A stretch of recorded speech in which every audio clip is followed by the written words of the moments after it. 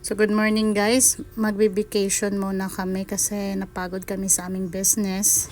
Mag-relax muna si Madam kasi napagod kami. Everyday busy kami sa business namin. Marami kasi kaming business. Nice. So nag-prepare na kami at excited na kaming mag-swimming. Go for the swim!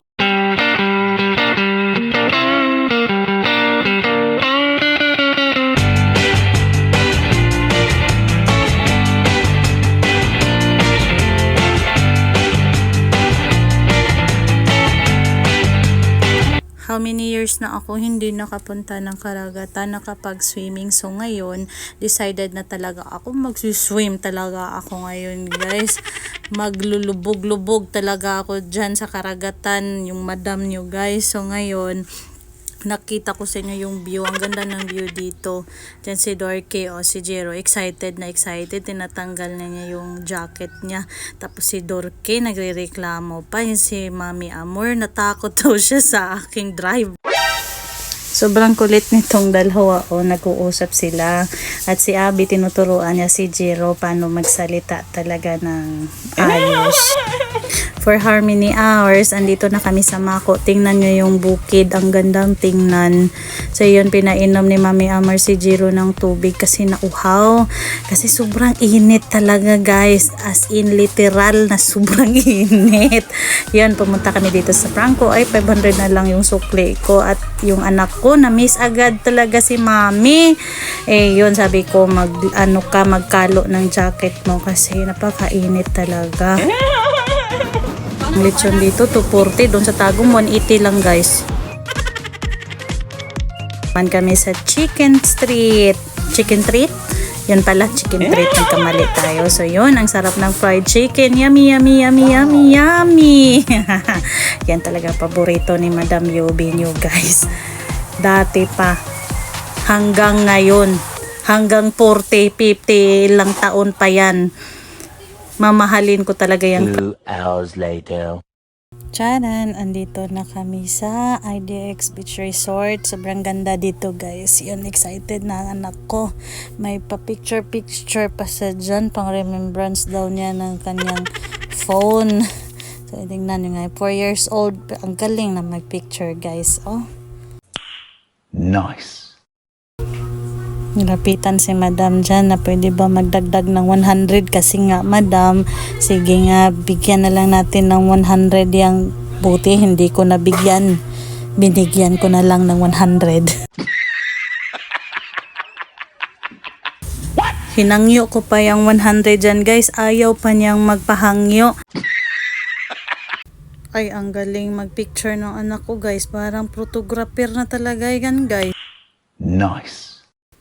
Ito talaga si Jiro kasi yung mama niya, Madam, meron na naman yung pinapabili. Marami kasing nag-display dyan ng mga magagandang kulay sa mata niya guys. Kaya yun, sabi ko, saglit lang. Tanggalin muna natin yung sapatos mo. Oh no! Sobrang excited na ni Dong Jiro. Oh.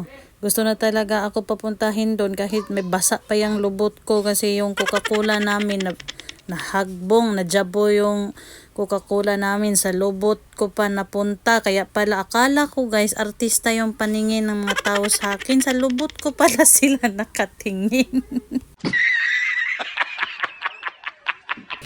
May pahumpid-humpid pa si Madam dyan guys sa kanyang buhok kasi nga gusto ko yung maganda tayo sa tingin ng mga tao dyan kasi akala ko talaga na vlogger yung paningin nila sa akin, yun pala basa yung lubot ko. So sinugo ko si Dorky kasi napagod na si Madam sa kakadrive kasi nga walang driver natin. So yun, kinuha niya yung sinilas ko dyan. Ay pa-hi-hi si Madam. Hello Madam! Sobrang hangin yan guys. Lilipad talaga yung buhok nyo guys. Tingnan nyo yung aso. Ang ginaw, sobrang hangin talaga dito guys. Tingnan nyo yan si Jiro. Naglaro-laro lang dyan sa sand. At si Madam, taga-picture, taga-video ni Dong Jiro. So yan, o si Ace. Dyan si Ace yun. Pina-zoom in ko para makita ng mama niya. Nice. So, ang daming mga sulbabida dito. Bala ko sana bilhin kasi gusto na anak ko. Siyempre, madam tayo. Bibili tayo dyan mamaya. So, ngayon, tingnan nyo si Jiro. Oh. Pinapaligo ni Kuya Dor kasi nga, marami ng balas na yan. Yun, nagiginaw-ginaw pa yan dyan.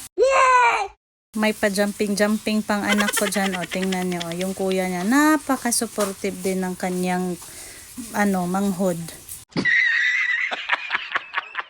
Akala mo talaga maliligo na si Jero yun, tinakasan yung kuya niya at doon papunta na sa sulbabida at mga laruan. Kasi alam niya, madam si mama niya, bibilhin ko yan lahat para sa anak ko yan. Yan mga baril-baril yan ano pa dyan. Kaso balak na niyang bumili, walang tao.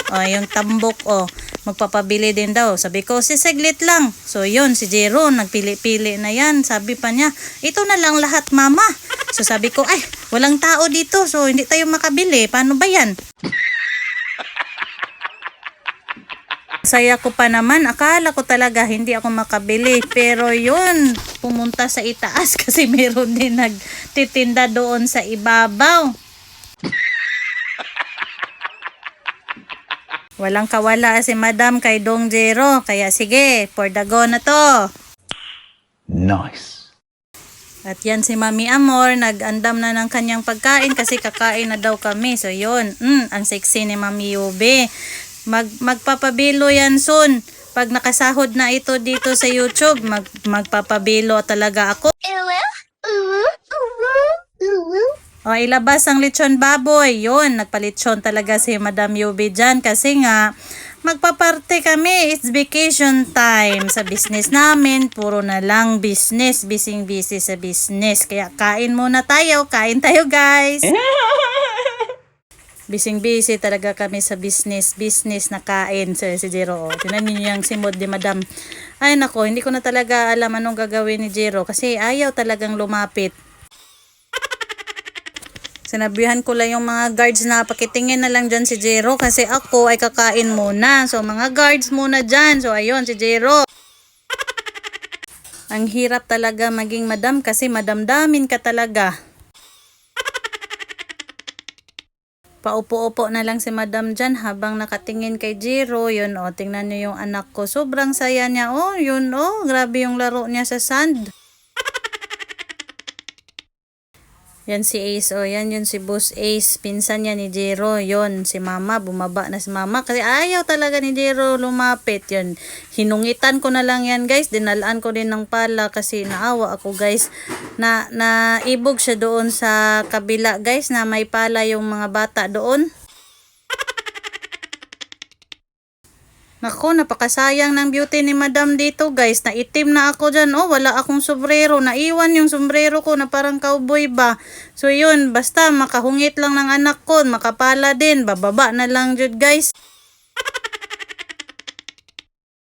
Nasaan na ba yung tagapayong ni Madam? Tapos yung tagapaypay ni Madam dito. Tapos tagalagay din ng yung lagay ng sunblock lotion pala yun guys, nakalimutan ko tuloy. Ano ba talaga to si Madam? Sa sobrang dami ng pera ni Madam guys, balak namin sana doon sa kabilang isla. Kaso sobrang dami nga, dito na lang kami sa kabilang isla.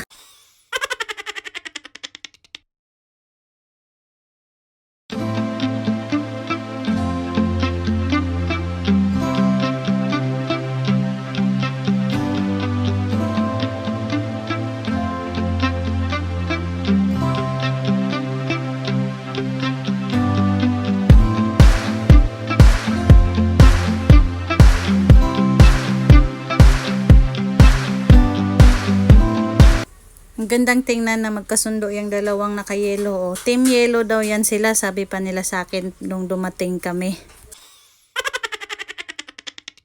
So ayan na nga, bumaba na si Madam kasi nakatapos na akong mag-sunblock dyan. Nakaprepare akong parang nalasing pa yan si Madam.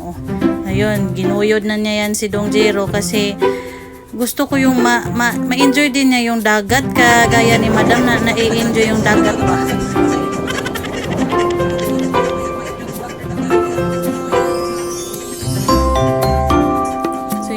Tingnan namin ditong apat si Lorke,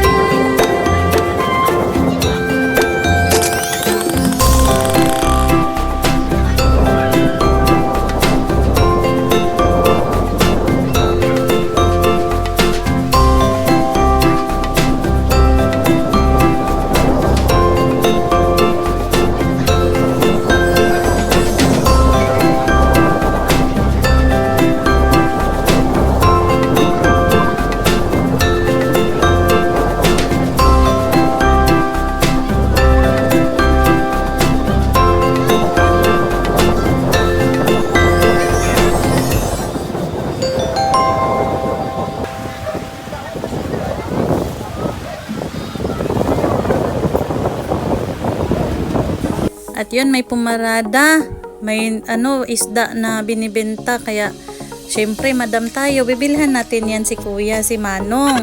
Para naman may binta siya, may makain din si madam kasi wala na tayong makain.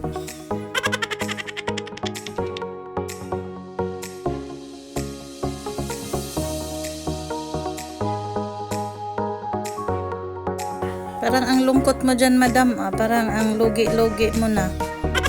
Specialists, wow. Specialists. So, gusto ni Madam Chuchay na magbabata-bata daw. So, yun. Sabi ko, hali kayo. Maglaro tayo ng castle-castle. So, yun. Sabi niya, ilibig mo ko dito. Lagyan mo ko ng balas. Sabi ko, sige, dyan. Parang kulang yata tong balas na ito dito kang Ace. Kasi sobrang laki ni Ace. Hindi siya makasya dito ba. Napagod na si Madam sa hukay kasi sobrang laki ni Ace. Hindi siya makasya dito. Kaya naglaro na si Madam dito. Ninudnod niya yung baso dyan. Nilagyan ng sand para gawin niya yung castle.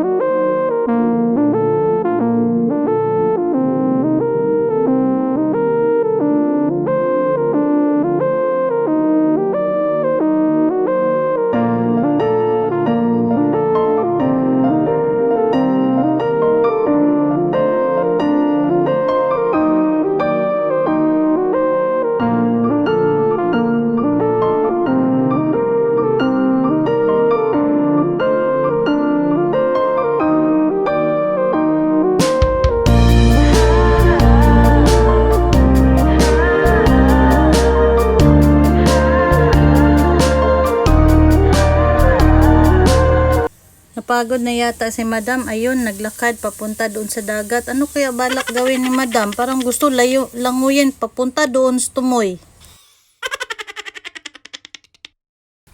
Ayun si Madam, andito na naman. Nangingking pa yung kamay niya. Ano kayang ginawa niya doon sa dagat? Ba't malungkot to si Boss Ace? Parang gutom mata to. Kasi lumiit yung tiyan niya ba na may patingin-tingin doon. Baka nakasimhot ito ng fried chicken? Nawala na si Jiro. Asan na ba yun si Jiro? Kay tagal mang nakabalik si Jiro.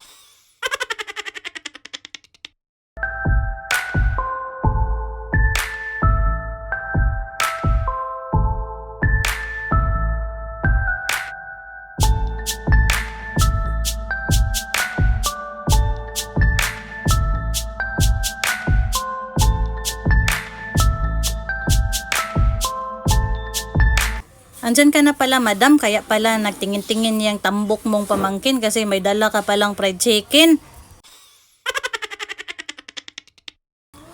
Pinapakain pala ni Madam dyan yung mga bata kasi nga gutom na yan sila, pero hindi talaga tinitiis nila yung gutom kasi nga gusto nga talagang maglaro. Yun si Jiro pumalapala doon, tapos si Ace yun parang sireno, nagpahumol-humol doon. Si Madam dyan, nagpalandong lang yan kasi ayaw niya na masira yung beauty niya. O yun si Boss Tambok Ace, may paturo-turo pa doon. At ano ba yung tinitingnan nilang dalawa dyan? Baka may gusto magpa-picture daw sa akin kaya tinuturo-turo nila. Tamang relax lang si Mami Amor. Dan yung dalawang team Dilaw. Nagiginaw-ginaw na kasi team Dilaw sila. O yun, sobrang hangin. O yun, si Dorky. Yan, si Dorky, napakapugi na pamangkin ko yan. Tingnan mo yung sa akin din, o. Ginamitan ko ng malong yung anak ko kasi alam ko talaga mamaya, maliligo na naman yan. So, andito pala kami sa IDX Resort. Ang ganda dito, guys. Nice. Nagulat ako, guys. Akala ko may artista ditong nakaupo sa gilid ko, guys. Ay, ang ganda pala ng artista guys, andito sa harapan nyo. Pasensya na talaga kayo ha, hindi ako makapag-autograph ngayon kasi nga busy tayo.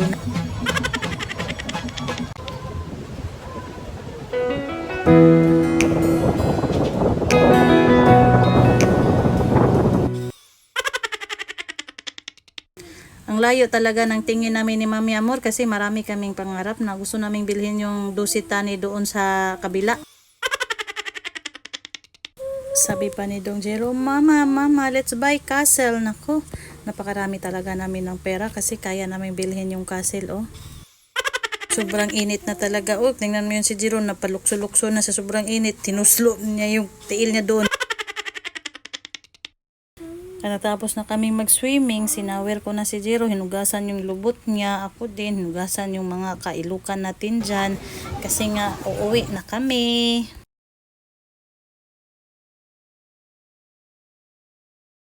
Ayun, nililigpit na ni Mami Amor yung mga gamit natin. Tapos ako nagbihis na din. Tapos si Jero pinihisan na din. Nice.